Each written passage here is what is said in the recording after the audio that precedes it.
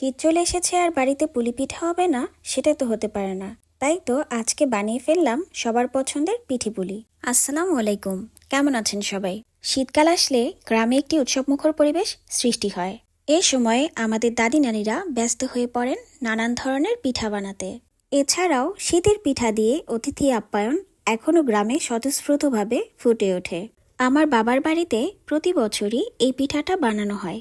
সেই সুবাদে এবার নিজেই বানানোর ট্রাই করলাম। আমার শাশুড়ি আর যা মিলে পিঠা বানাতে আমাকে অনেকভাবেই সাহায্য করেছে। পুলি পিঠার ক্ষেত্রে ভিতরে খিসাটা যত মজা করে বানানো যাবে, পিঠাটা খেতে ঠিক ততটাই মজা হবে। তাই তো আমি খুব যত্ন সহকারে ভিতরের খিসাটা তৈরি করে নিয়েছি। এখানে আমি লিকুইড দুধের পাশাপাশি মিল্ক পাউডারও ব্যবহার করেছি, যাতে ভালোভাবে ক্রিমি ভাবটা চলে আসে।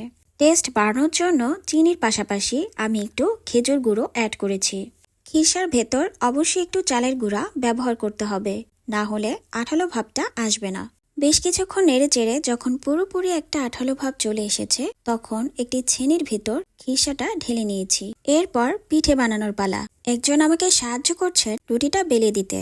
রুটি বেলা হয়ে গেলে আমি মাঝারি সাইজ করে পিঠাটা কেটে নিলাম। এরপর পিঠাটাকে আরো আকর্ষণীয় করতে নিজের মন মতো করে একটি ডিজাইন করে নিলাম।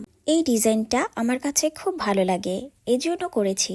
আপনারা চাইলে স্কিপ করতে পারেন। পিঠাগুলো সিদ্ধ করার জন্য পাতিলের সাথে একটি নেট কাপড় বেঁধে নিয়েছি। পাতিলের ভেতরে দেওয়া পানি যখন ভালোভাবে বলক চলে এসেছে, তখন পিঠাগুলো নেটের উপর দিয়ে দিয়েছি। এরপর একটি ঢাকনা দিয়ে ঢেকে 5 মিনিট সিদ্ধ করে নিলেই তৈরি হয়ে যাবে সবার পছন্দের পিঠাপুলি। দেখতেই পাচ্ছেন পিঠাগুলো কত সুন্দর হয়েছে। আপনারাও চাইলে বাসায় এভাবে বানিয়ে নিতে পারেন। এতক্ষণ সাথে থাকার জন্য সবাইকে অসংখ্য ধন্যবাদ।